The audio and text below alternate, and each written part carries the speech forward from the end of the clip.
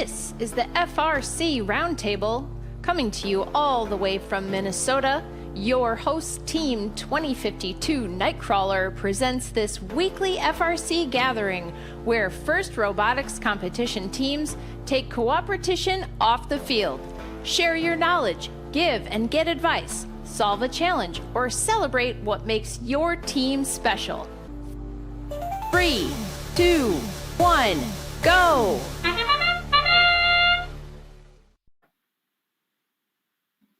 Okay. All right. Recording has started. Welcome, everybody. Thanks for joining us tonight on another roundtable. I think this is 42 or 43 so far, so we've got a really good library building up. If you're new, you can watch all the replays back on YouTube.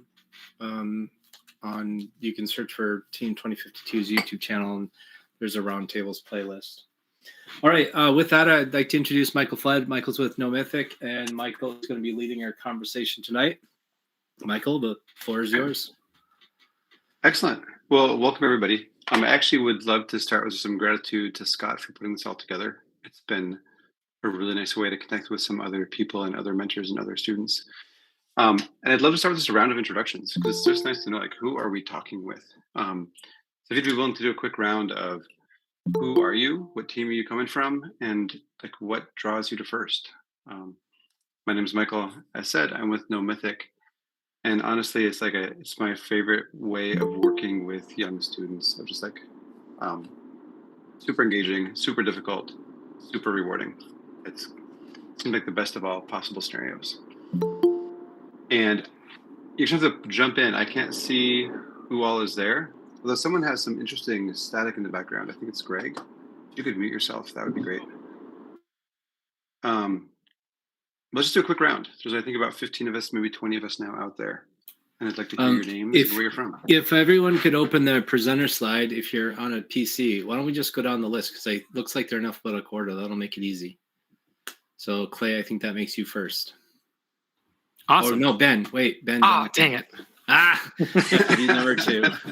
Ben, can you go first? Yeah, I'm Ben Johnson. I'm a first-year mentor for FIRST. I've had kids on the team for about 4 years now, and I just really enjoy the whole FRC thing in robots. I'm really into that, and I love sharing, my knowledge with the kids. Thanks, Ben. All right, Clay. All right. I'm Clay Hansen. I'm a first-year mentor for NoMythic 2491. And this has become sort of the perfect intersection of like hobbies and skills. I've done a lot of youth work, summer camp counselor, and I love tinkering. I'm a mechanical engineer by training, and I have had the most fun 9 months of my life this last 9 months. So, Awesome. All right, David. I'm Dave Jackson with 7850. My first year mentoring as well. I got active because my son, Jaredin, who's also with me. Yeah, I'm just sitting. Is a sophomore with 7850. I honestly love the program, the way it's built, the way it challenges and helps young students grow in many aspects of life. So. And Jaredin, what's your role on the team? Oh, he's a mentor on the What's team. your role? I am. Sorry, let me clear my throat. I'm a sophomore on the team. I've been on the team for 2 years. I'm the engineering captain for the team. Nice. All right, that brings us to Eric. Okay, I'm Eric Schaefer. I've been with FIRST Robotics for about 17 years. I was recruited when they were beta testing LabVIEW for some of the earlier robotics, and I sort of floated between teams. I worked with, at that time, with eDiner and Southwest, and then I sort of became sort of a LabVIEW mentor for the state, and then many years ago, raising my grandson, I moved back down to FLL and FTC coaching him. And then when he hit high school, I'm now with Talon Robotics, which he's now graduating with. I'm the Wow. programming mentor for the team at the moment. What an adventure. Isaac. Hello, I'm Isaac. I'm on 2052 junior, and the thing that brought me to first would be basically working with mentors, I guess, and building all of the engineering skills. Right. Jeremy. Hello. I'm assuming there's no other Jeremys here. I'm on my phone, so I apologize. I'm one of the head coaches for 2181 Gears up in Blaine, and I started in first back in 2011. I was a high school math teacher, and they said, so the principal came in and said, "We need someone to do this, and you're new, so you have to." And I've loved it ever since. So I'm a diehard. I love working with the kids. Love project management, so just love it all. Awesome. Jesse? Yeah, I'm Jesse Frost. I'm with team 3134 and 3275 out of Cass Lake, Minnesota. I'm a high school technology education teacher. I've been doing first for 12 or 13 years now. Being that the realm that I teach in, it's kind of an engineering, manufacturing type of field, and I think FIRST robotics is probably the best way to teach a kid those skills that is out there that I've ever seen. So that's why I really enjoy it. It gets these kids the real world experience. Awesome. Jim. Hi, I'm with 2530, third year mentor in FIRST program. I've been doing the Lego robotics for 9 or 10 years, working with a lot with Boy Scouts, Cub Scouts, do Pinewood Derby workshops for Cub Scouts each year. Been doing that for about 10 or 12 years. I'm a retired captain with the fire department here in Rochester. I enjoy learning as much from the kids as I do teaching them things. They teach me a lot about different things. Enjoy the fact that they're learning so many life skills, things that people don't normally think about, including like public speaking and the business side of things. It's a really good program, and I enjoy it. Awesome. John? So I'm John Schmidt. I'm with Team 2502. I've been with FRC for 9 years. I did 2 years of FTC and 1 year of FLL with my daughter.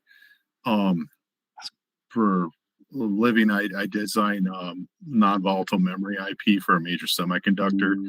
If you're probably further than 3 feet away from something I worked on, you're probably not. You're within 3 feet. So, and hi, I'm Josie. I'm also here. I'm an alumni from Team 2502, and I've come back to mentor since it was really great for my experience and stuff. Awesome. Thanks for joining us tonight. Jonathan? Hi, John Strathis. Been with Robettes since 2007 when the team was founded. I also volunteer as a lead robot inspector, and as our chief volunteer says, there is no exit plan. Awesome. Lexi. Hi, I am team captain for Team 2052 Nightcrawler. This is my second year of doing that, and I'm a senior, so this is my 4th year with FRC, and FRC is the only FIRST program that I've done. I've really enjoyed being on the team and connecting with all of the students and working on my leadership skills throughout the process of doing FIRST. Awesome. Good to see you, Lexi. Liam? Hi there, my name is Liam. I use he, him pronouns. I am the team captain of 2491 NoMythic. I joined, I started with FLL because I was looking for a robotics program, then did FTC, then I joined FRC because who doesn't want to build amazing robots? But really the reason why I stayed, and the reason why I love FIRST robotics, especially FRC more than anything else, is because of the amazing connections that I've made with my peers and my mentors. And it's been life-changing to get to experience building robots with my best friends in the world. Awesome. Thanks, Liam. Luna? Hi, I'm a junior on Team 2052, and I joined robotics last year. First robotics competition is the only first thing I've done so far, and I've enjoyed just being on the team and being around all of these people on the team, and in general, just working within first in the team. Awesome. Luna, what's your role on the team? I'm on the programming sub team. Nice. All right, Nate. Hey, I'm Nate Smeal. I'm a build mentor for Nightcrawler. I've been a mentor with the team since Nightcrawler started, and so this is their 18th season. I got started with first. I heard about it. Minnesota was expanding a lot, adding teams back then. It was something not available to me when I was in high school. I would have loved to have done it. And I just continue to be inspired and like surprised how much kids learn and grow in this program, and how much they are ahead of where I was at their age in terms of I knew I wanted to be an engineer, but I didn't know what that meant. And this program shows them kind of what that looks like. And I think it's great. Awesome. Thanks. Rasmus. Hello, my name is Rasmus. I'm the design captain for Team 2491 NoMythic. I'm finishing up my senior year. I joined 9th grade after I heard from my brother who graduated from the team how great it was. And I learned so much about the team, learned so much on the team about leadership, design, and how to work as a team. It's been a good experience. Thanks for joining us. Ryan? Hey, my name is Ryan Swanson. I'm the lead mentor for Team 6045, and I'm an alumni from Team 4607. I think I'm in my 12th year now in the program, 2 as a student, and now I'm in my 10th as a mentor. Hugely passionate about the program. I'm an expert at arguing on Chief Delphi and creating controversy there. But no, I'm happy to be here. Happy to hear from all of you.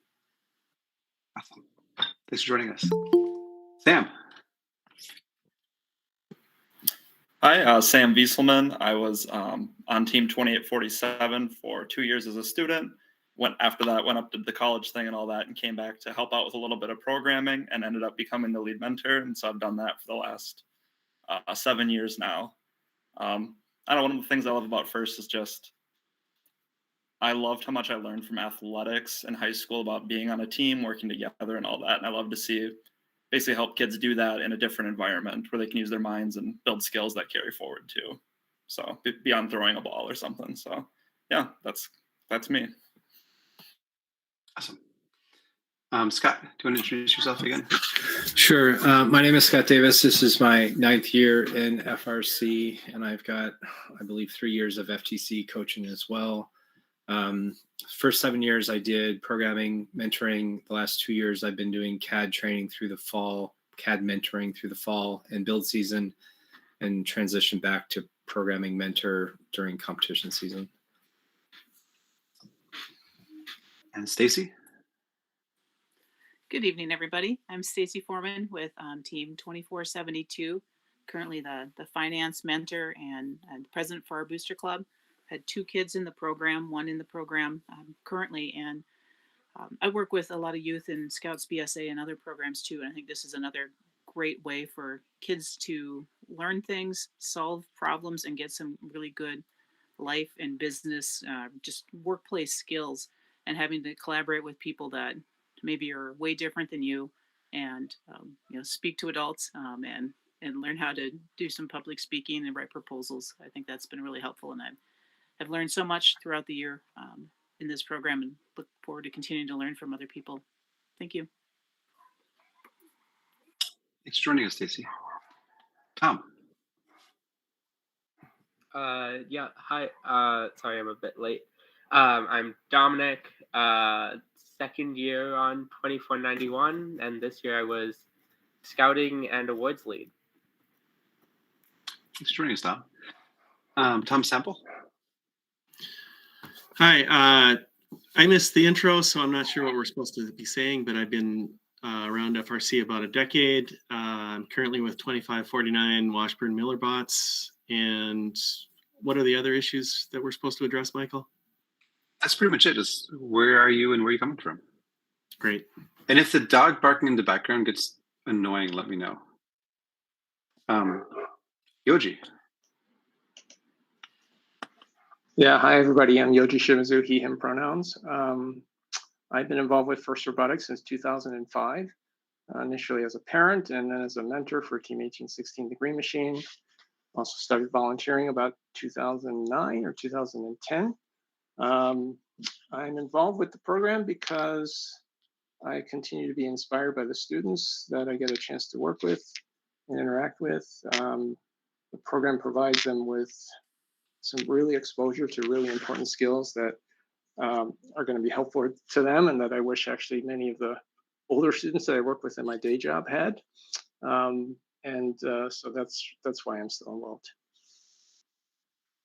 Thanks for joining us. Did anyone else come in late that wants to do a quick hello? Who are you and where are you coming from? Going once. My name is Cameron Anoka. I'm on Team 3134 from Cass Lake. Welcome. What do you do on that team, Cameron? I build a lot, and I'm also on the Impact Award team. Nice. That's very cool. All right. Anybody else? All right. Yo. You Oh, there? somebody. I'm Greg. I'm Greg, 5464, 10th year mentor for FRC and FTC teams. My wife told me to. Welcome, Greg. All right, last call. All right, just an outline. So this is the first time I've hosted a roundtable discussion here. And kind of, I just feel like one thing I should put out there is like in first approaching this, like I really had this idea of like, let's change the whole mentor-student structure of the drive team, because I've been having some real issues with that. And as I actually got more and more realistic and started talking to people about it, I realized that there's a lot of people with pretty like set ideas of what that should be, and that's like not at all the argument I want to have. Because if we're here to really help the students have a positive experience, like there's an awful lot of common ground that I think we could find.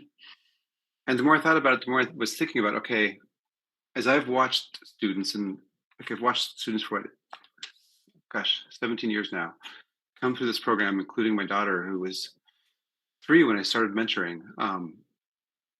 Like there's some incredibly positive things that happen, and there's also some not so positive that happen.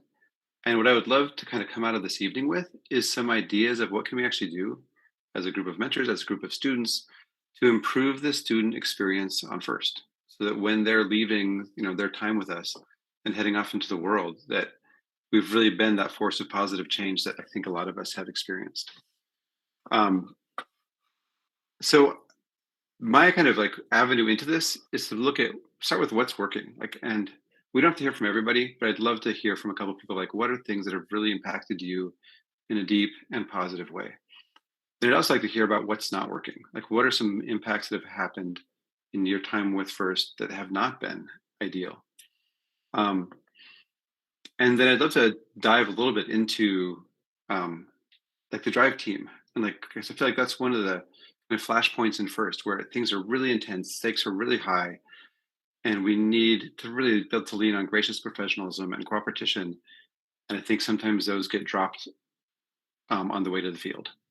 I'd like to talk about how could we maybe kind of bolster up our experience around like being good with each other in those cases. Let's see. And one of the so I kind of wanted to this for myself. I was like looking at this. I was thinking that First has done a lot of work defining what the program is and why the program is. I just wanted to like recap it because I feel like that's the common ground we all share.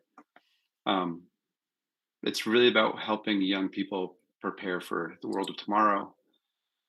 And it's a beautiful program. It's a beautiful vision. where young people dream of becoming science and technology leaders.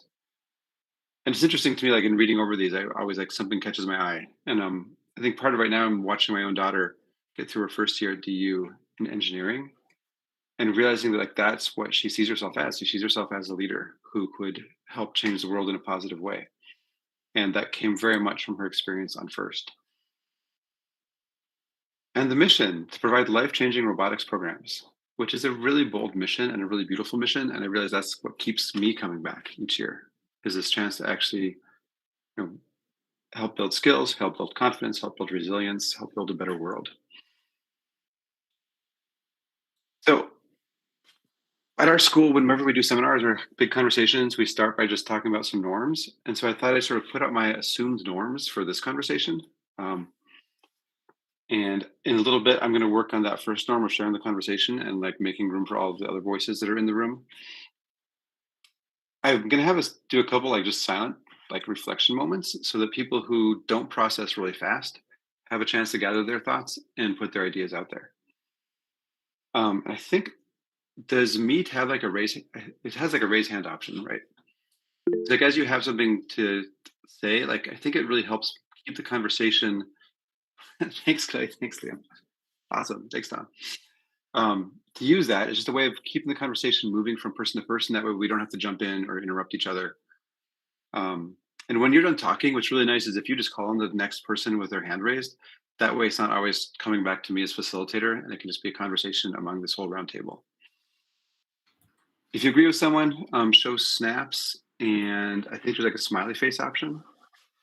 That way we don't have to repeat each other.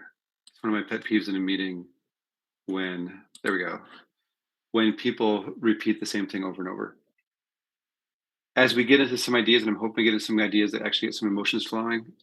Awesome. Make sure to keep the conversation about the idea, not the person. We're all in this because we love it and value it deeply. And like, that's our common ground. Have this expectation that you're being heard, and that one of your big jobs is to listen to the voices that are speaking and to be willing to hold tension in life-giving ways. All right. So the first one I actually thought would be a nice opener for this evening is just, and I'll set a little 1-minute timer. And if you have something you're willing and like to share, go ahead and put your hand up during this minute. And then I'll just call on someone to start it off, and then you can call on each other. Is there a first life-changing memory that has happened for you, a positive one? Okay, 1 minute, go.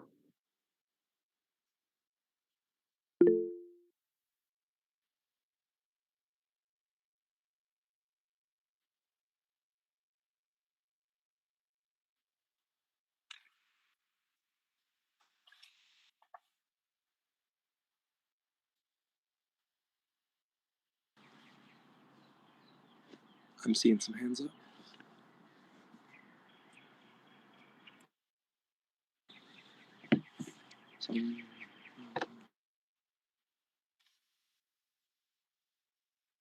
Okay. 30 more seconds.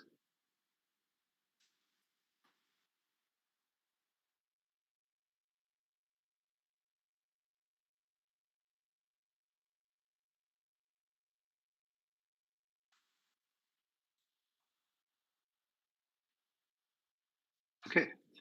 And if while people are talking, if you have something you'd like to contribute, definitely put your hand up there. Lexi, can I hand it off to you? Yeah, mine's a little bit more of a moment of self-reflection that happened this year.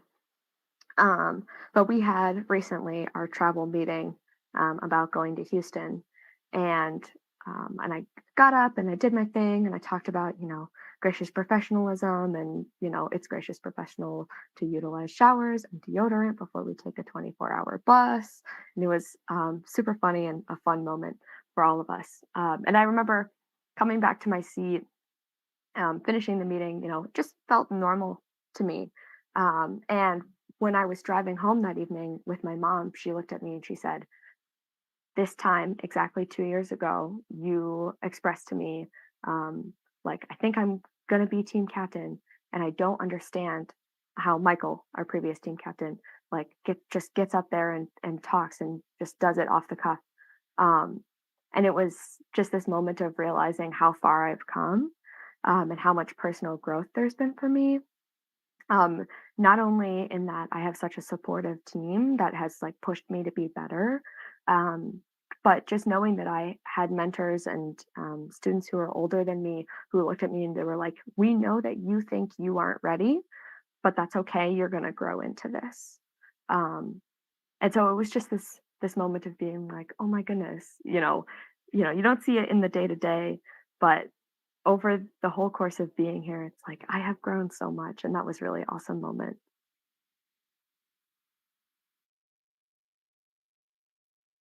Oh, and I think Stacy was next.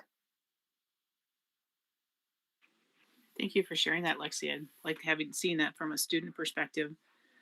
I think our moment this year is the team won the first impact award at 10,000 Lakes, and well, we were so excited. In the back of my business money mind, thinking, how are we going to make this happen? And the creativity of the students and their parents, we've in 1 week we got it all prepared, and the kids that would not necessarily talk to adults and things before were now going to the orthodontist and asking if the dental office would donate money for them, and the excitement and the joy that they have. It's they're not going to be the same kids because they accomplished this, and the enthusiasm they have is so genuine. That just really meant a lot to me.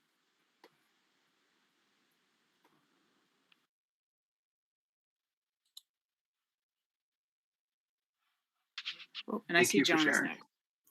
All right, this one's actually me. This isn't necessarily a first memory, but I was talking to someone at work and I mentioned that I was in robotics in high school, and they're like, "Oh, that's why you're really good at explaining technical concepts in non-technical ways and why you're really good at working with people." And I was like, "Oh, yeah, it probably is." It was that moment where I realized how much I actually learned from robotics.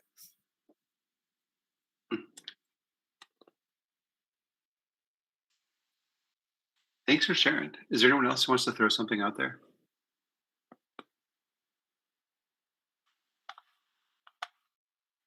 Then I'm gonna transition to our next slide. So, what are some of the not so positive things that have happened? And I don't want to like do a long litany here, but if you can think of like what is like some like when I talk with my daughter, like there's a couple of moments that she can like that are vivid for her, like, oh, that was really a bummer day or really bummer moment when that happened and I wish it hadn't. And I feel like the advantage of like actually bringing some of these things up is it gives us a sort of a departure point, like, okay, where can we actually really affect improvement? Um, and so are there any, I want to give you a minute just to think about it, that people are willing to share of that was a moment when this wasn't working well.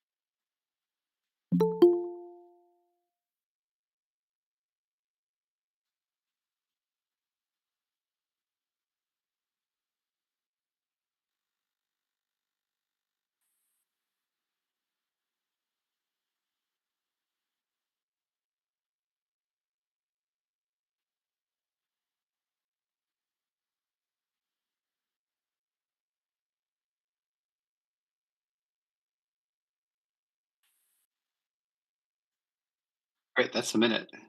Since there really aren't any that people want to share, we can like move on to the next step. But last call. Okay, Dominic. I guess this one isn't particularly about first in general, but like thinking about, I'm going into my second year of captain's nominations on NoMythic, and like I was a Dean's List nominee this year, but I didn't win finalist award. And thinking about like sort of how those experiences, it's almost like bittersweet with like the idea of like, I put so much effort into the team and into the program. I mean, this is my, I think, 7th or 8th year doing first. And it's like having all of this sort of energy and passion for the program. And then, there's only so many people that can really get this recognition, get this award, and get this position of leadership, and sort of the self-reflection of like, I think I might be qualified and this other person is definitely qualified as well. And sort of, when, in the heat of the moment, emotions are high. And I think that's just the case for a lot of high schoolers. But the idea of like, how do we make a culture of, appreciating when other people are recognized for something, even if that costs you recognition. And I think that is an interesting sort of paradox of like, you want to be happy for someone while also not necessarily, while also, validating your own emotions of, hey, I, didn't do amazing. Like, I could have done something better, but then also thinking, it's a lot of luck of, who did the judges see and who had the better essay or whatever. And so like thinking like holding both the gratitude of other people on my team or other people in first are doing amazing work and they're getting recognized for this, but then also recognizing the, I didn't get recognized, and holding both the sadness and sort of the joy at the same time, which I think is something that could be improved on both for me personally and I think maybe a little bit for like first in general.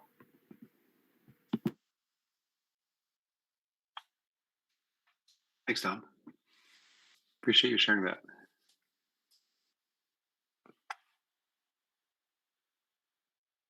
That's interesting. I was expecting more responses from this. So go for it, Rasmus. Yeah, I was trying to think how to formulate this, because one of the things that NoMythic has really strived for this year is really getting communication down between students, captains, and mentors. Because I remember, I think it was last year, I was one of the build captains with Michael's daughter, and one of the frustrations there was the sort of the students and captains wanted to bring the team one way, and mentors wanted to bring the team another way. And I remember that being sort of a roadblock where we're like, huh, this is frustrating, but why? And so this year, we really sat down at the start of the year with the captains and build leads and the mentors. And we said, how do we do this better? And so we've really worked a lot on communication, but that's one of those things that has sort of stuck with me is like trying to get that communication down, making sure that everyone is going for that same vision, that same image. Yeah. Lexi? Thanks, Rasmus. I was percolating when Dom was telling his story, and Nightcrawler submitted for the Impact Award this year, and that's something that I've really led during my course of leadership. And if you didn't know this, about the end of when you submit the Impact Award, you get feedback from the judges, and you can ask them a question, and they'll give you feedback. And just to make a long story short, at 10,000 Lakes, the feedback that we got from the judges was essentially, we asked them, like, what is another way we could connect and create a positive culture within STEM? And their response was, there's not enough first teams in Europe. And regardless of like if that's true, I think emotionally for myself and the students who worked on that project, it was very much a feeling of like, however irrational it is, like it's never going to be enough. Like no matter how much outreach we do, like it's not going to be enough. Which I don't think is actually true. But like that feeling of being like, oh, we work so hard, in the same way that Don was like, oh, all of our students who are nominated work so hard, and then wrestling with the other emotion of, frustration or disappointment and not really knowing where to take that productively in the future. I think Liam, you're next. Yeah. One of the things that I have noticed is I'm a student drive coach for 2491. And I, as like a tall, white, male presenting person, don't get a lot of people talking over me or people talking past me. But what I do see a lot of the time is people, especially not male identification, getting talked over, getting talked past. And you'll be in a strategy meeting and one of the things, side tangent, one of the things that I've been working on and working with Michael on is asking names, putting names to the faces, saying, "Hi, we're all people here, having fun." But then, like, they'll just jump into the strategy talking to only me or only our strategist, and it's like, hey, there's another person here who is totally like as invested, as intelligent as either of us. Talk to them too. And it's not all the time, it's not from most people, but when it is there, it is very blatantly there. Yeah, just my 2 cents. I think Clay's up next. Thanks, Liam. And I think you actually addressed most of what I had in mind. I'm a first year mentor, and so I'm new here. I'm new to a lot of these experiences and new to the, I see FIRST Robotics as a high school sport, and I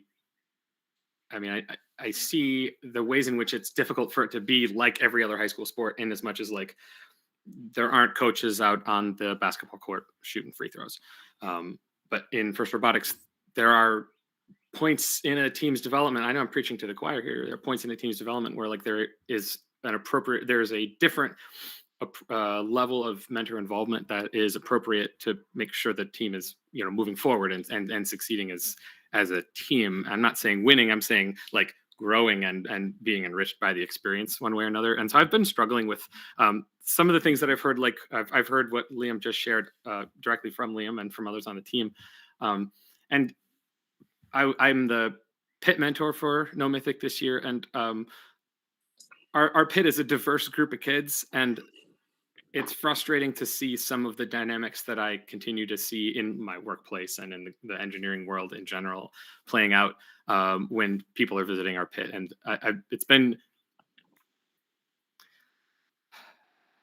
I think that our team has handled it really well. And I think that the students in our pit are incredibly knowledgeable and are great at talking to adults. And I still have to sometimes say to an adult who comes to speak to our team about our robot, I don't know what I'm talking about. Talk to them, or talk to her, talk to this other person who's a student and knows more about this robot than I do. Just because I'm, tall white guy doesn't mean I am in charge here.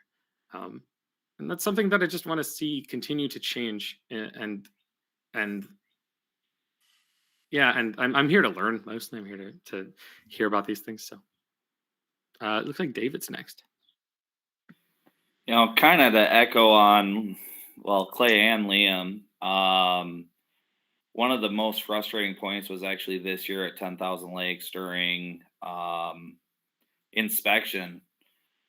The inspector was giving some advice on how they would improve what the students had done, but he was talking directly to me versus Jaredon, who was there leading the student aspect, and I was just kind of witnessing, and he was directly involved in all the build and engineering of it. It's like, it's a student-led thing. Why are you talking to the adult about the improvements you'd make? Was kind of a frustration to me. Yeah. It's interesting. Like last year was actually a really eye-opening year for me, in that I had Clay's position last year being pit lead, and my daughter Ava was a student pit lead, and like I had a hard time at first believing her when she would talk about how people wouldn't pay attention to her or listen to her. And I had to start watching, and I would watch and it was judges, it was other students, it was other adults that would come to our pit, and they would immediately turn to the first male presenting person and begin talking, even though Ava was the most knowledgeable person in the pit. And there's like, okay, there's a lot of work here that needs to be done, both like for the mentor community, for the how do we train our students to actually like be aware of that, and even a request that first to begin like helping the judges understand like who to talk to when they come to a pit.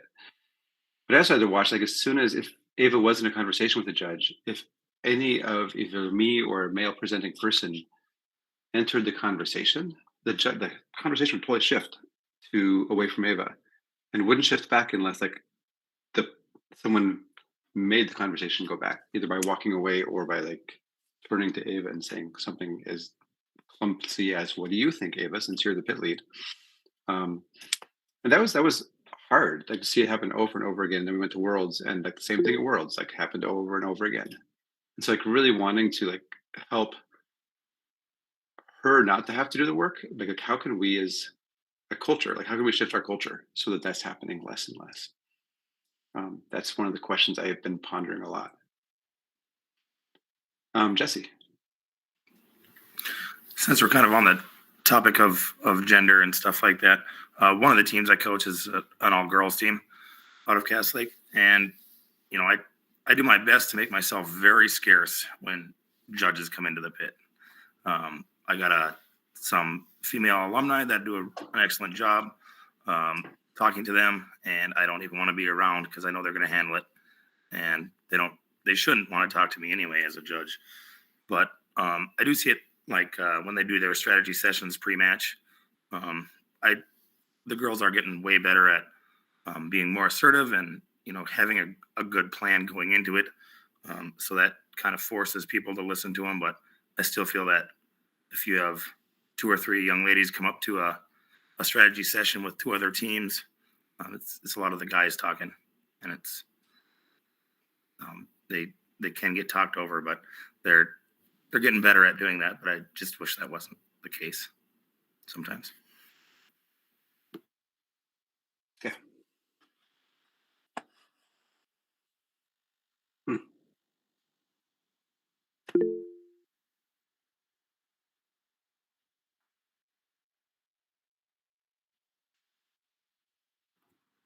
So in response, yeah, in response to that last comment, I'm sorry, I lost who said it. Forgive me. I hear I appreciate that y'all have been coaching these young women to be assertive and to like carve out that space for themselves. And I think the step after that, or the step that perhaps I want to see more of, is like creating a space in which they aren't having to work that hard to carve out the space for themselves, or they're on an even footing as anyone else in one of those roles, right? Like I have a handful of non-male coworkers and former coworkers who are by necessity tough as nails, because that's the only way they could make it in the engineering world as a non-white dude. And how do we get there? How do we do that in this this youth environment? How do we foster that growth, or how do we foster that change? How do we continue that transition? So I'm going to go to the next slide. And it's been a while since I saw my slide, so I'm hoping it's in the order I thought it was. And we're not leaving this topic behind, but I just wanted to like move. Since you asked, how do we do that? I feel like one of the things that when I first got into FIRST that I fell in love with was the Woody Flowers talks, and like listening to Woody talk about what does it mean to be a gracious professional. And watching his videos, like the idea, okay, it's there. It's really explicit in the FIRST ethos that you're like, this is expected, like from coaches, from students. The idea of treating each other with respect and kindness is like baked into the ethos, and yet it doesn't always show up. And the place that I think I've experienced it falling by the wayside most is actually in those driver team meetings. And I think it's the nature of the intensity of the moment and the briefness of the moment. And I actually wanted to put this out to the crew, like, what does your team do?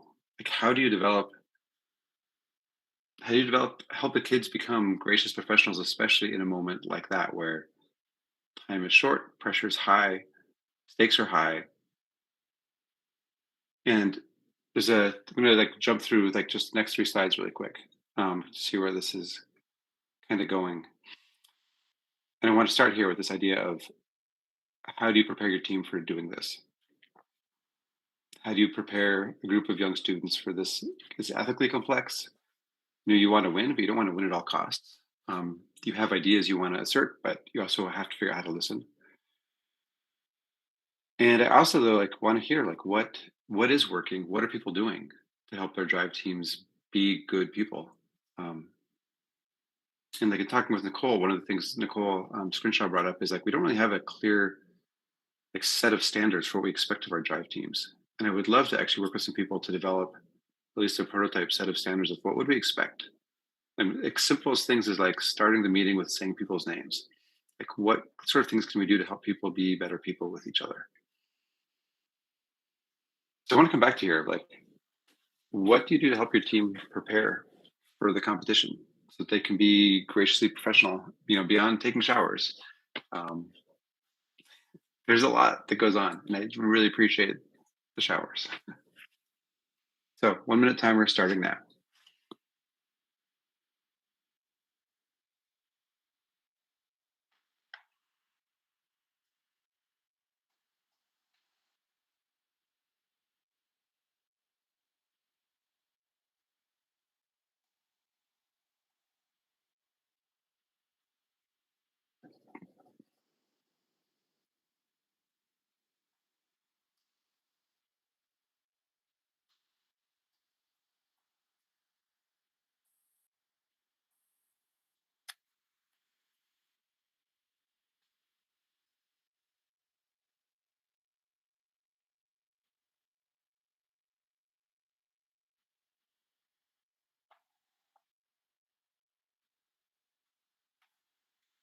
All right. I'm hoping some people have some ideas that they're willing to put out there. Lexi, thanks for jumping in. Yeah. First off, I'm hopefully going to throw it to Isaac from our team because he was on drive team last year and can be more specific on that. But on the whole team culture side, something that I've had some realizations about more recently is, and maybe this is something that I'm just going to work on, but we do a lot of conversations on we're GP, we're going to be graciously professional, this is really important. But I realized, whether this was just my own leading, I didn't really delve in super in depth into why. Why are we being graciously professional? What does that accomplish in terms of being at the competition and the mission of first, and what it means to be an FRC team? And so I think for especially a lot of our newer students, giving them that why behind gracious professionalism and what it does, and it's the fact that it's not only is it about respect, but it's about valuing other people's efforts and making sure that we create an environment where students value the work that they've done regardless of the outcome and things like that, and really engaging them in that kind of behind the scenes thinking of yes, we do this thing, but here is why. And I think engaging them in the importance of it helps when we say, okay, these are the steps to do that. But yeah, I'd love to throw it to Isaac if he's here and ready to talk about our drive team process, because I know that at least through our drive team process, there are some things with gracious professionalism. Yeah, I can talk about that more. So part of what we do, even before we get out on the field and do strategy talks, when we are actually applying for driver positions, be it our primary or secondary, or I believe even human player, we our mentors who ultimately make the decision. They test on what a student would do in a situation. Say, for example, the primary driver test this year, the first part of it, before we even got to the skills, was if a robot has, this is their last opportunity to show, their, say, shooter, but they really need to be playing amp this round, how do you respond in that situation? So it's really even before you get to the field, practicing the being graciously professional and being knowing what is like, I guess, how to handle that situation with care and to be accepting and like not force that team into a box. The other thing we do is our coach is a mentor. So during those strategy talks, our coach is there and present. And if anything, like if one of our students were to be on GP, then they would be like, they would have a talk with them or like try and steer the conversation away from that un-GP-ness.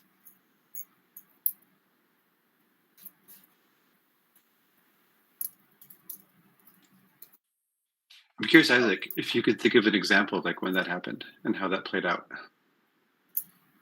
I think last year we were down on the field. It was maybe final. I think it was in playoffs, but not finals.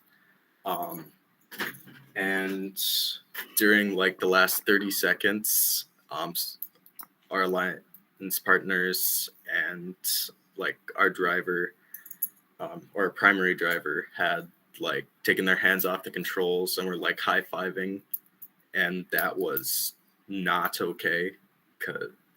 But we still won that because of the margin that we had on the other team. So that was something that was addressed like after the competition, like in a not one-on-one, but in a like small group drive team discussion. Very cool.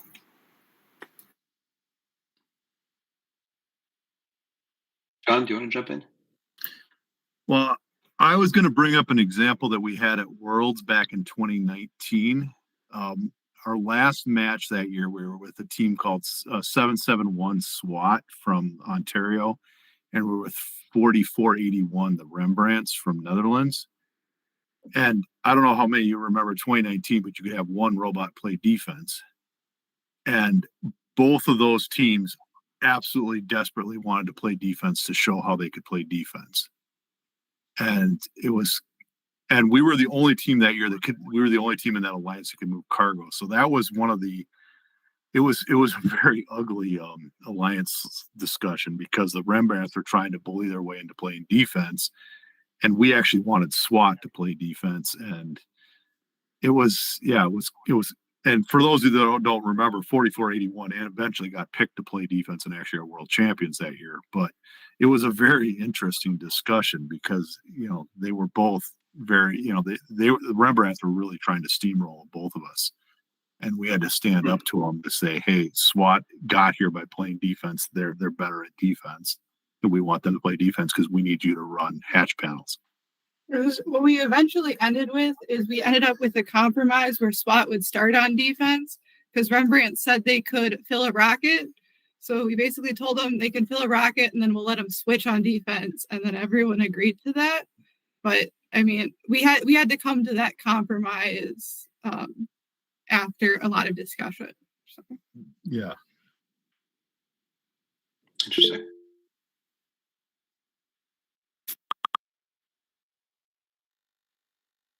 Right? Yeah, just a quick note on Rembrandts. That's interesting. I've had really good experiences with them historically, but it's interesting. To the topic at hand, I would say that, I've been involved in a lot of strategy discussions and a lot of, alliance selection type discussions. And the one big takeaway I've had from all of that is there's never, ever, ever a situation where you need to steamroll another team in order to come to a good strategy. You can always facilitate it in a way that everyone's happy with what they're doing. At least I've found. And when you get into situations where, like 2019 was a challenging one where, only one team could actually, by the rules, play defense. If you have two teams wanting to do it, that's a really, of the conversations, that's among the most challenging situations. But in a game like this one in particular, where there's so many different ways to play, and you can tailor an alliance strategy to how teams want to play and optimize their experience in a match. I think having somebody who has been through a lot of those conversations can help to facilitate that in a way that can navigate the conflict and kind of prevent the conflict before it arises. Ryan, do you guys do any training specifically for that? Like, So, like a really small example is I know, like, I've been working with Liam of, like, whenever you start a strategy conversation, do a round of introductions, because as soon as you're seeing each other as people, it's a lot easier to find that common ground. And I've noticed that for high school students, that sometimes is a really hard thing to do, to actually stop, look at each other, and say, "Oh, hi, you're Ryan. Hi, I'm Ryan. I'm Michael," and to build from there. No, I'm curious it if you was guys do things. It was super interesting. I believe it was Northern Lights. We had a match with you guys with Liam, and Liam did that, and he was like, "Hey, my name's Liam," and we went around. We all introduced each other, and I'm adopting that moving forward. I really like that. Break the ice, get everybody kind of on the same page. I thought it was fantastic. Regarding training for our team, I don't know that we've got a formal training to prep for conversations with other teams. What we more so do is just try to treat each other with respect throughout the season. I mean, that is the practice, is just how we talk to each other, how we communicate with each other. And then, providing feedback too, if we're doing so in a way that, creates issues internally to the team. It's, something that it's learning opportunities for the students more than anything. And we try to get into a competition mindset at home all the time. We try to live it, right? So that it's not, you're treating people one way at home and treating people one way at the event. So we don't have formal training. I like the idea of maybe a guideline or something. I love the philosophy of introducing everybody and breaking the ice that way. But to kind of summarize, no, we don't have a formal training, but we try to live it every day. Maybe you want to jump in? Yeah, absolutely. I'm glad to hear that the names went well. That was a huge highlight. Thank you. One of the biggest things that our drive team does is after every single match, we go back, we look at the match, we say, what could we do? What did we do well and what did we do better? And something that really shines about our drive team this year is that we come back and immediately, like, we all have things that, yeah, I should have done this better. I can do this better. How can we be better? And they immediately admit, hey, yeah, I didn't see this thing. I'm sorry. I'll do it. I'll fix it next time. And what I love about that is we don't just apply it to how we drive. We also apply it to how we interacted with other teams. There's a particular match where we went to climb and we didn't quite climb, and I let a swear word loose on the field, which is something I really, really try not to do. And so after that, we went back to the meeting. I was like, you know what? The biggest thing I have to work on after that match is not swearing when we don't climb. And a big part of that is, if you're intense in the moment, it could be it could be seen as angry or disrespectful or mad at other teams. And so holding on to that has been really important for me. And so we work to improve on ourselves, not just in terms of driving, but also in terms of how do we interact better. And I think if all of the drive teams were able to bring that, and I'm not saying most don't, there's a couple that I've seen that really have, but it's been a really important and big step this year for us. Yeah.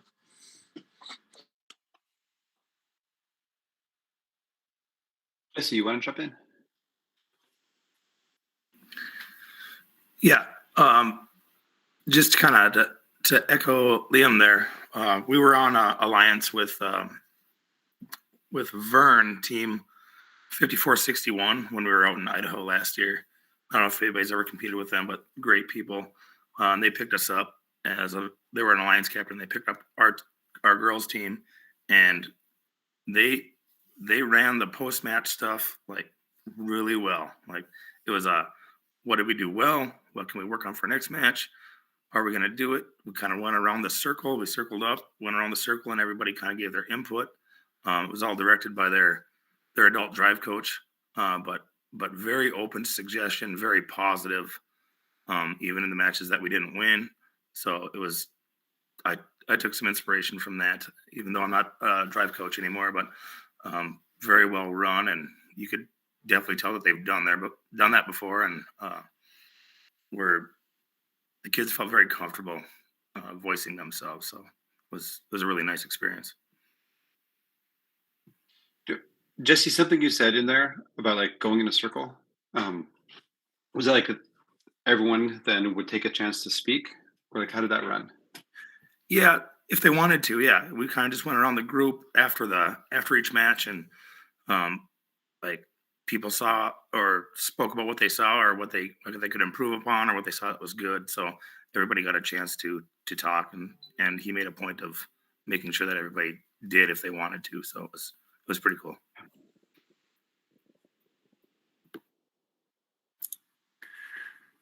So I totally forgot to mention what I think is maybe the most important thing that we do as a team during events with our drive team. And that is after every match, we do what we call a drive team meeting.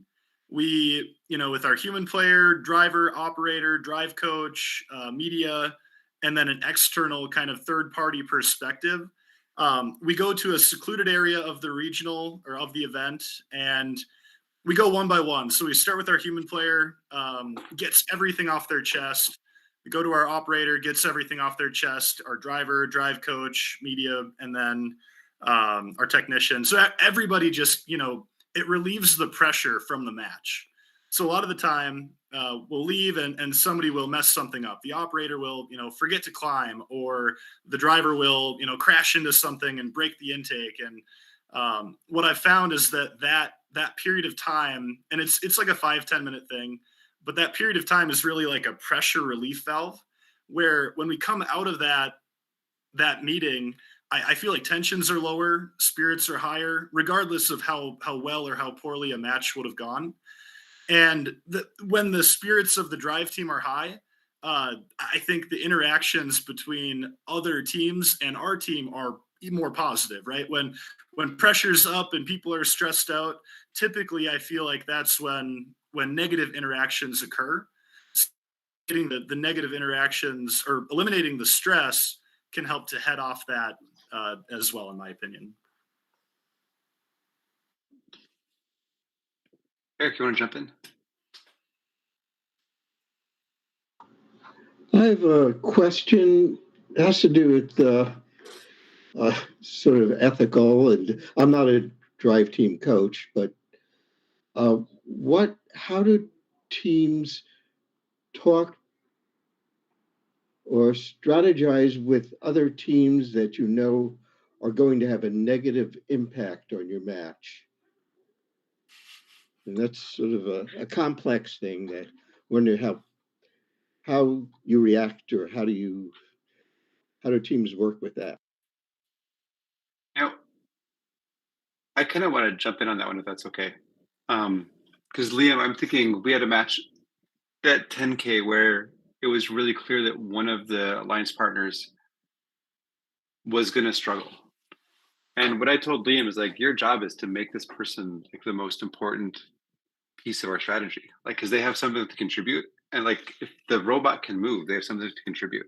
And so your job now is to figure out how to make them a valuable asset to our team. And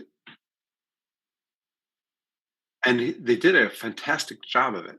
It was really cool watching them, and also watching, like, I watched in that meeting their drive. They had two people who were representing their drive team go from kind of coming in very apologetically, looking like, oh crap, here we go again, to oh, you actually want us to do something, and oh, we're going to actually play an important role, and oh my gosh, do you think we can actually win this because of what we're going to do? And I feel like that's kind of to me, that's one of the skills I'd love to see as trained. Like, how do you go into a meeting and you have, like, your job is to pull out the best from everybody, and that's what leadership is about. I'm going to bump to Clay and then to Ryan. Ryan, if you got a direct response to the last question, I'm going to ask another question. So go ahead and answer that if that's the case. For sure. Yeah, no, I do. My absolute high point of the season was talking to a team at the Northern Lights Regional that had a Macadam drivetrain. And essentially that was it. It was a Macadam drivetrain. And, you know, the kids were working hard on it throughout the entire event, essentially. And we had a qualification match with them that, you know, we were going to get blown out by a lot, right? So we were going into it with you know, very happy-go-lucky, you know, we're going to do our best here. And between the conversations that we had leading up to the match and then the conversations with that team after the match, just the whole vibe, the whole mentality that team brought, and that I feel like our team interacted with them, we came away with just such a positive experience. The lead mentor for that team approached me after our qualification match, and he said these kids, their whole experience was you know, right side up. Basically, it was turned around.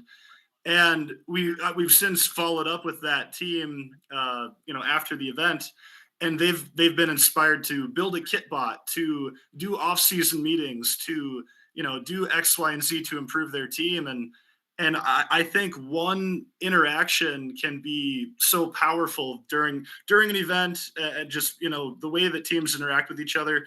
I'm rambling a little bit, but it was my high point of the season just because of the actual real impact that I felt that was made on that team.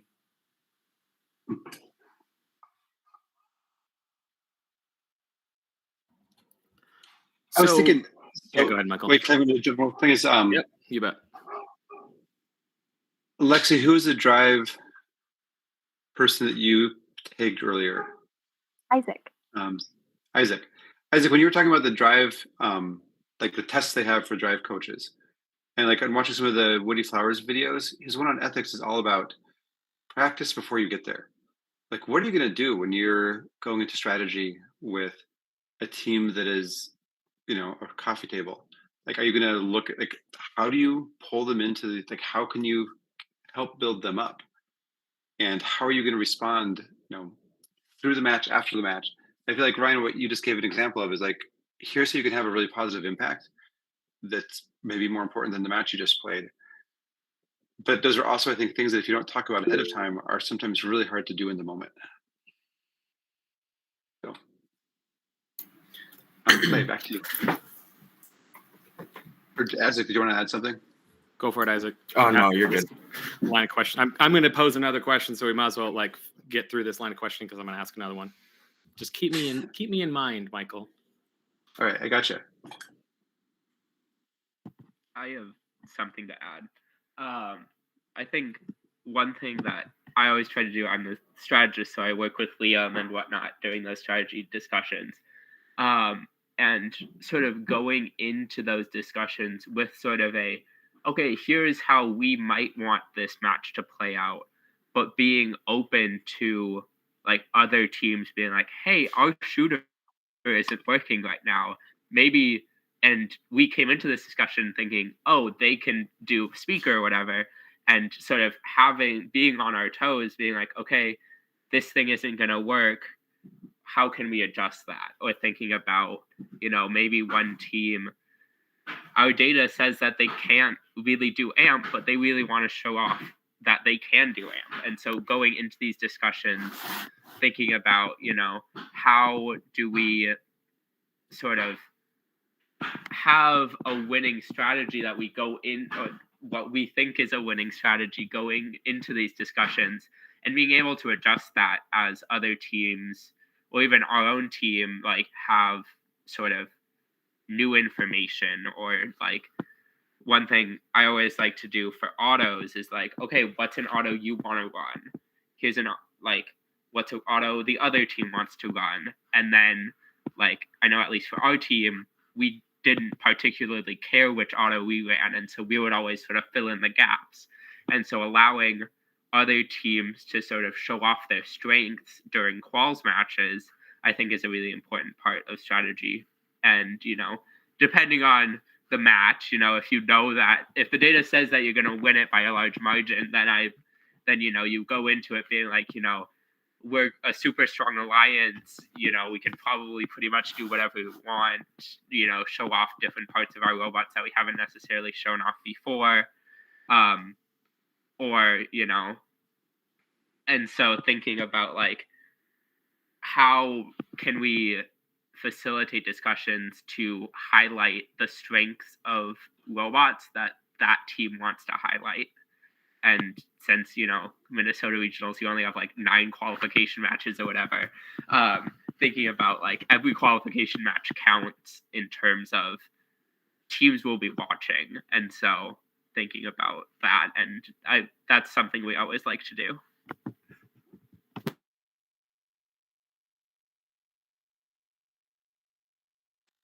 See, any more comments, or should we go on to Clay's next question? All right. All right. So the NoMythic folks have heard this sort of question from me a lot because I lean on it heavily. I'm new here, and there are some things that I wonder about, mostly because I just don't have enough context to wrap my head around them completely. But like, I think I mentioned this earlier. It's one of the only sports that I've seen where they're like a high school sports where I've seen like there are some roles that can be filled, like within the scope of the rules, can be filled by a student or a mentor. And I've heard anecdotal and some direct reports of like there being some really complex power dynamics at play, whether they're like deliberate or unintentional, in the context of drive coaches. When some drive coaches are students and some are adult mentors or alumni mentors, however that works out. So to teams that operate with a adult drive coach predominantly, like how whether if this is an answer you're giving for yourself or an answer that you're giving like on behalf of your team or your policies or your best practices, how do you manage and walk a very delicate line around like being engaged in a strategy discussion where there are perhaps maybe only slightly differing opinions on what the plan should be, knowing full well that you or that somebody in that strategy discussion has like sort of an unspoken substantial power dynamic advantage, being an adult or being taller, having a louder voice, however that works out. Like, what do you do to make sure that like the sport that is for students is still being played with the best interest of those students in mind and is empowering those young people to make those strategy and leadership decisions? I'm genuinely curious because I don't think that I think I would struggle in a role like that to be able to like advocate for my team and also like lift up the young people who are, who are the competitors here.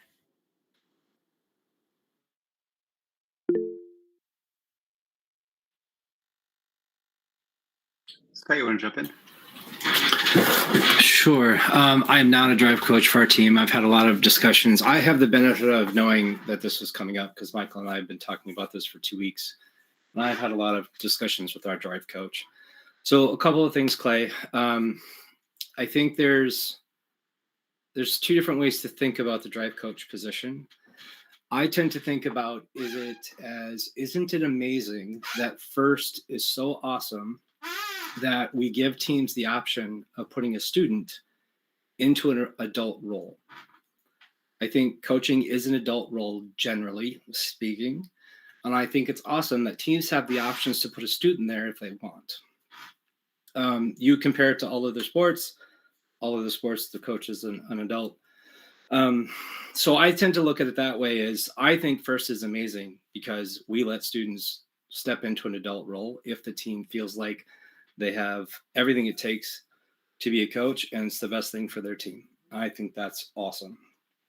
But you say, to answer your question directly, how does an adult lift up other students? How does it do things that are both best for the team but facilitates everyone else? I think what you're describing is what it is to be a mentor. I think that's what our jobs are, is to be a mentor. That's kind of what we do all the time as a mentor. Now, some people aren't very good at it, and I recognize that. I think that some adults aren't very good at being a mentor. They may not be very good at being a drive coach, just like some students aren't very good at being a drive coach because they don't make space for other people or don't let other people, have room to voice their opinion. So I think our drive coach does a good job of that. I've heard lots of stories from Pete about how he manages, tries to sort of manage conversations. He will often say that he'll walk into a conversation that's sort of heated, and he sees his role of sort of calming that down, keeping everyone an even keel, giving everyone an opportunity to voice their opinion. And I think that's something that comes with being an adult or being a mentor, right? That's your job, is to do that. And like I said, some people aren't good at that, but I think others, that's why they're a mentor, because they do a good job doing that.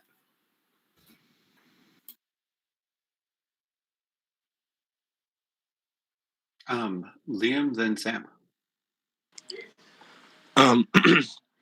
One of the things that I am a student drive coach, which has been fantastic and a really great learning opportunity for me. It's been really fun. But one of the ways that I have felt really supported as a student drive coach has been to have mentors in the strategy conversation with me, and actually having Dominic in this conversation with me as well, and not being the only person responsible for it has been super helpful, because it means that off the field, I get all of the support that I need. When I come back from the field, it's everything that I need, the drive team needs. It's really nice. But then when we're on the field, it's kind of empowering and really cool to be a student, like only students on the field. It's like there's just 6 people from our team, no adults, who are fully in charge of getting the robot on the field, off the field, and performing on the field. It's a very vindicating and powerful and fun feeling. It's not for everyone, it's not for every team, but it's a really cool opportunity, and I have really enjoyed it. But that's just my personal experience. Sam? Yeah, so I've been drive coaching the last couple of years as an adult, and there's been, really probably have a controversial answer to the question is we've just kind of having to avoid the situation where your students need to stand up to an adult who try to steamroll potentially your students, is by interjecting an adult in there on your team, it kind of nullifies that, if that makes sense. And it can be a really hard thing for a 17-year-old to speak up to a 35-year-old who's been doing it for a long time. And as a mentor and adult drive coach, you try to, flip it around when you're talking, say, making sure you're not steamrolling other kids. But, I've heard so many stories of, we didn't really want to do this, but we kind of got talked into it, and we knew it was wrong, but we didn't want to speak up. And I guess in some ways we've kind of decided that this challenge is hard enough without having to overcome that, at least. But that might change in the future. We've also talked about having adult there during the strategy session, but not actually on the field. So student drive coach, but at least an adult is mediating ahead of time, just to make sure that, things are going down the way we all want, in a gracious, professional way. So, yeah. Another opinion, maybe controversial, but there it is. So, go ahead, Scott.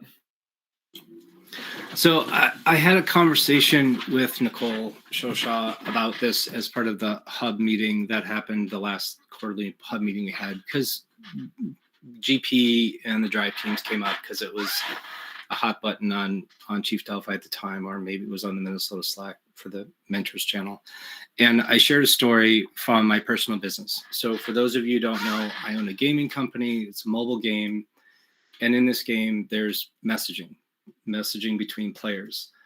And if you've been on the internet, the internet's full of bad people. And if you play games, you know that gamers are kind of the worst of the bad people in terms of how they interact with each other and how they converse and the terrible, terrible things that they say.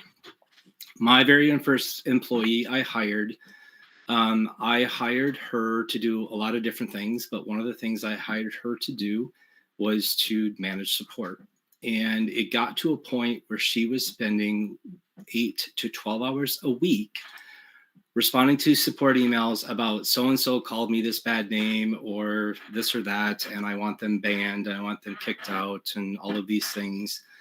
And of course, we don't just take gamers' words for it. We actually go back and do the research and watch and look through the message chain and find out that things would escalate from sort of a friendly jab to the game to all the way up to I'm going to find you and kidnap your dog, or much, much worse.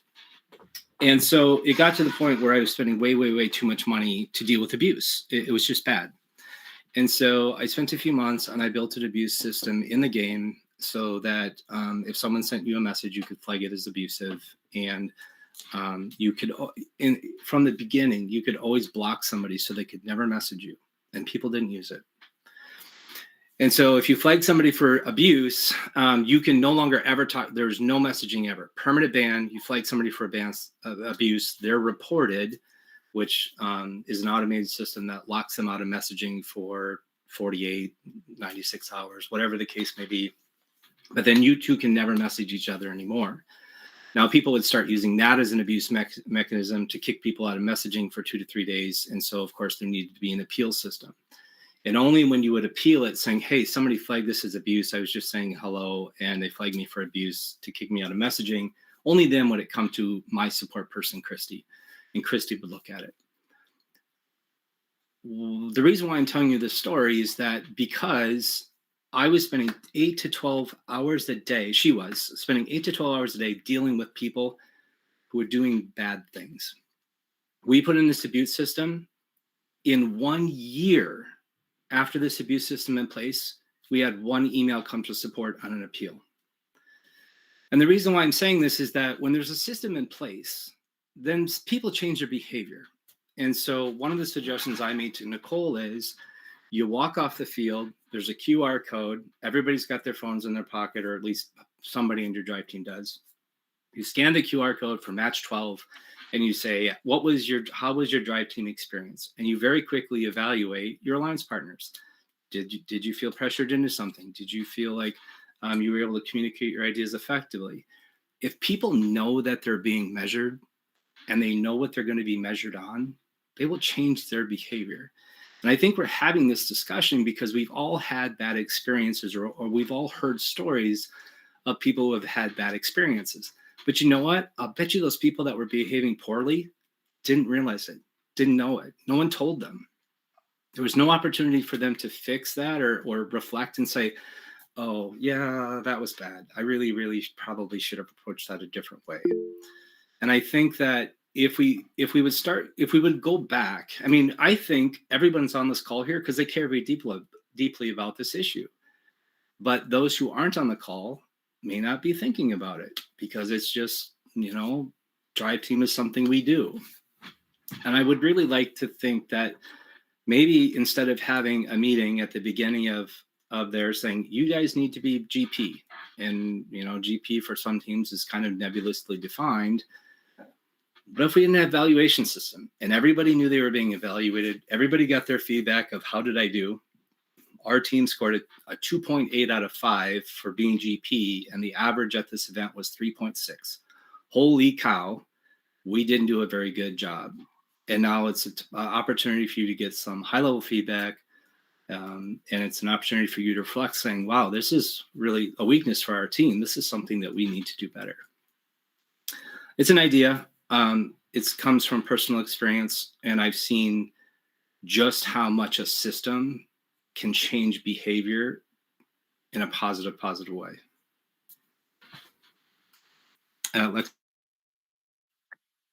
Yeah. I think the way that we've seen this work, so on Nightcrawler, when we have our alliance strategy discussions, where we take all the data and look at things on Friday night, at least for the past couple of years, sometimes a mentor has been involved, but usually the past 2 years, there's been no mentor. It's all students. And what I've seen from that is you have upperclassmen who set a system of saying and being very intentional, yes, we're GP during competition. Yes, we're GP when others are around. And we are GP right now, even when we're all alone in a room talking about this data, right? And we have a very clear set of like language that we will use around like there is never a bad robot, right? There is never a robot who's not doing it's just they aren't right for our strategy because all the robots have worth. And what I've been able to see is that when you have a system like that in place where the expectations are very clear, um, sometimes we'll have a freshman who comes into that meeting and does not say things. And when they're immediately corrected, it's like, oh, okay, clearly this behavior is not acceptable. And if I want to participate in this, like, I'm going to have to follow the rules. And I think the feedback element is really important.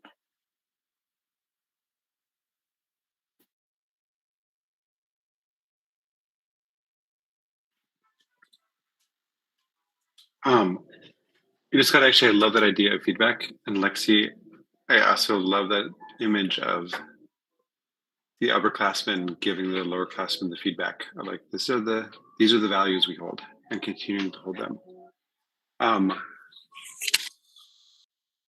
what's interesting is like when I think of this issue, like I think the word coach is kind of unfortunate because like in no other sport does the coach go out on the field with the team members. And so it's like my head always goes sideways when I hear like, well, coach, but you're on the field with them. How can that be a coach? That's a player position. And I also have been struggling lately with this idea of mentorship that there's a really clear sequence in first, like when you're mentoring, you're going from you're watching me while I show you how to do it to I'm watching you while you do it. This kind of like sequence. And it's interesting that in this like conversation of drive coaching, teams have their approach. And I think the door's being knocked on. My youngest child has arrived home. But this seems to be like treated differently than most other mentoring positions. And I've kind of come to terms that I don't think anyone's going to convince anyone that they're right or wrong on this. Like I think people who believe a mentor should be there, like have really valid reasons for believing it. And for people who believe a student should be there, have really valid reasons for believing it. I love the finding that middle ground of like, if we began giving feedback to whether it was a student or an adult on every match, like that could actually significantly change how people behave and what kind of like what happens next. I would also love to see like some more clear standards of what does GP mean? Like, because it gets really nebulous. But it was like, hey, GP means things like getting to know each other's names, listening, and not just speaking. Echoing back. If Lexi says X, then I'm going to say, okay, Lexi, what I heard you say is, to try and just check for clarification. Like, are we on the same page or not? And I think, like, to me, that's a really rich place for figuring out how to improve the experience, not just like walk away feeling right or wrong. And I'm actually curious, Scott, if that conversation with Nicole went anywhere.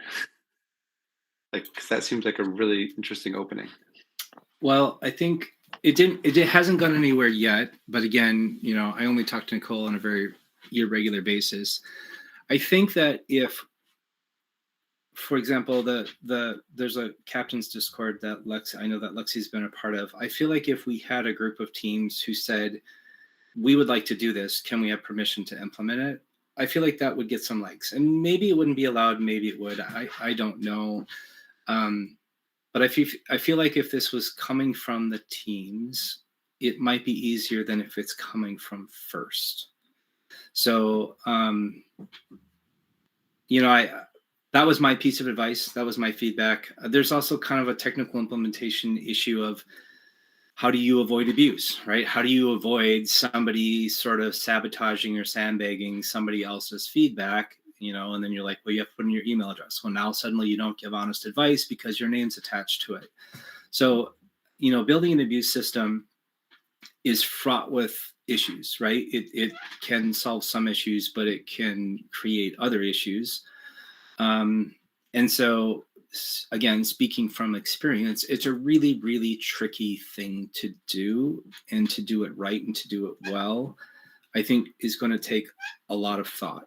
And maybe the answer is just the identification of we're thinking about doing this, and you start surveying all the teams of do you think this is a good idea or not. Just the fact that you're talking about a system might have huge implications in how people behave on the drive team, because they're afraid, oh, we don't want to get in trouble because we do this thing that turns out not so great, teams don't like it.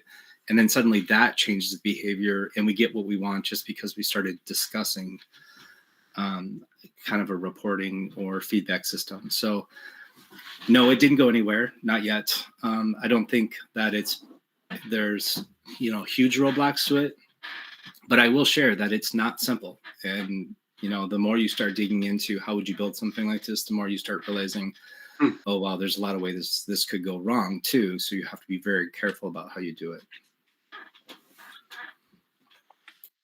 I'm also observing the time. It's 8:31, which I think puts us a minute past our end time. Is that correct, Scott? It is, but we've gone 10 minutes over. If you want to, wrap this up in the next 5 to 15 minutes, that's okay with me. We don't necessarily have to push us all out the door exactly at 8:30. Awesome. I love that. I would love to hear actually, like, going back to Isaac's example of a question that you would face, on a drive team. Like, what are the 2 examples of what does gracious professional look like? What does gracious professionalism look like in action? Specifically on the drive team. Because I also think, like, one of the things, Scott, is if you don't define what you're expecting, it's hard to expect people to do it.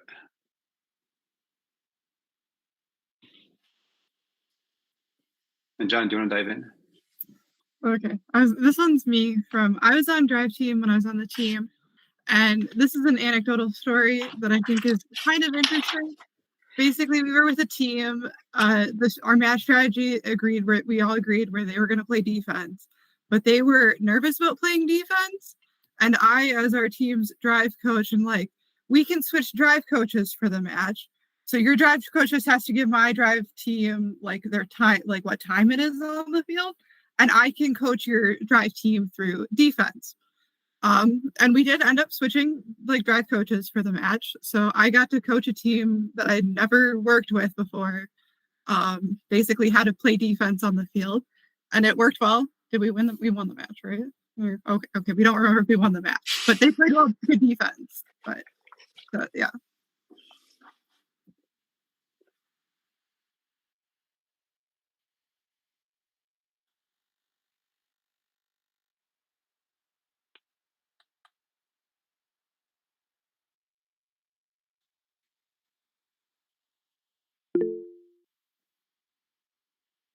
Let's dive in. Yeah, so I want to jump in here. I don't want to start this off by saying I'm not on the drive coach. The only experience I have on the field is being technician a few times. But I know one of the things that this sort of debate about students versus mentors, or both, makes me think of is something that NoMythic had at the start of the year was a conversation between the sort of build leads and the mentors about where does everyone fit. And one of the conclusions we had coming out of that meeting was that for each project, like we had a few build leads that'll lead some systems. And we had that there'll be one student lead and one mentor lead, and they'll work together.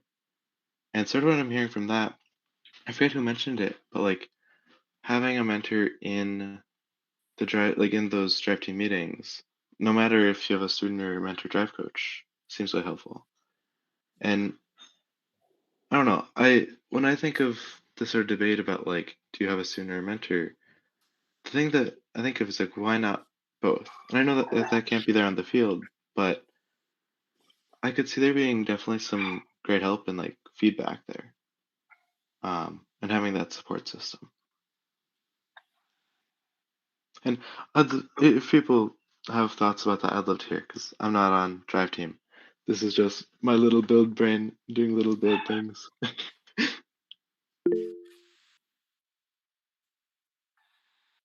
Best build brain ever. Jim, you want to jump in?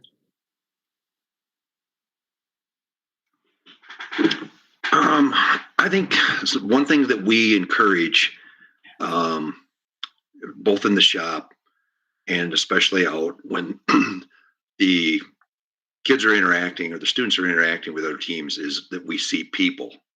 We don't see boys. We don't see girls. We don't see white. We don't see black. We don't see brown. We see people.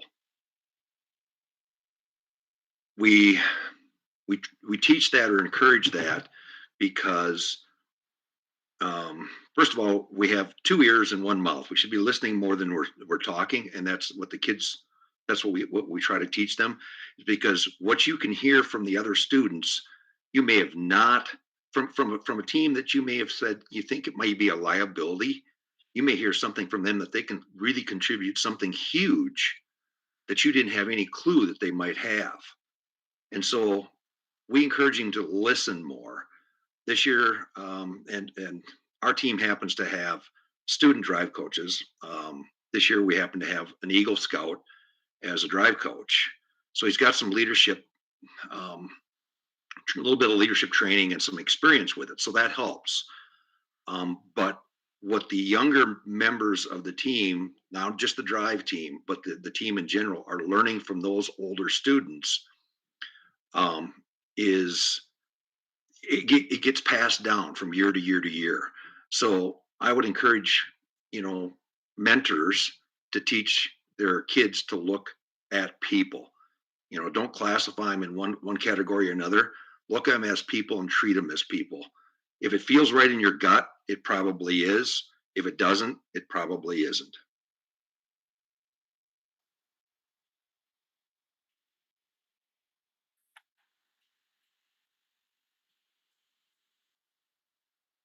I want to thank everybody for showing up tonight. It's really nice to just see people's faces and hear people's thoughts about First. I want to wish a special good luck to the teams going on to Houston, and remind you all to take showers. And it has been a good season so far. All right. Any closing comments before you head off for the night? Right. Thanks again to Nightcrawler. Super appreciate you putting together these roundtables. It's a great way to just get some conversation out there. Thank you for everyone who contributed tonight. I loved hearing the different voices and the different stories. So, I agree. Right. Thank you very much. And I want to echo a piece that I shared with your students at 10K. To all the NoMythic students on the call, we love having you on the call every week. You guys are the most consistent student team that shows up to give your advice, and you do also often and always give great feedback, offer great ideas. We really, really love that the NoMythic students are on the call. So for all of the mentors on the call, get your students on the call. Be like NoMythic. All right. All right. Well, thanks, everybody. everybody. I do not think we have a topic for next week. I haven't checked the sign-up sheet, but please, if you have ideas of what you want to chat about, bring them and let's chat about them next week. I'm sure the teams that are going to champs will be exhausted and we may be missing some normal faces, but it's a great opportunity for you to say, hey, let's chat about this or chat about that. So if you have thoughts and want to have something to talk about, please sign up and host a conversation. It's really easy, right, Michael? It's really, well, I'm not sure I would say easy, but it's really fun. Okay, I don't know, is there somewhere to put requests for ideas? I really wish someone would host a topic.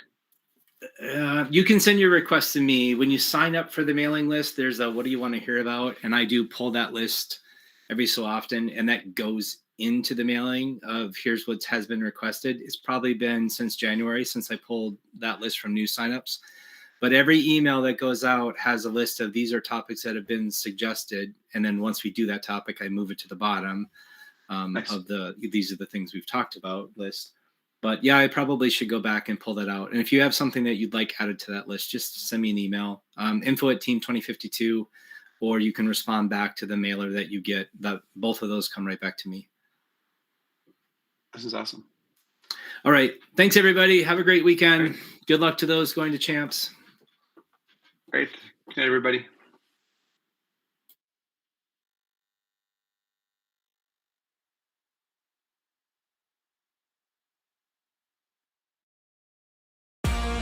That's it for this week's FRC Roundtable. Join us live all season long, every Sunday night. Visit the website at team2052.com/roundtable to sign up for weekly invites. In the meantime, keep building, keep learning, and we'll see you next week.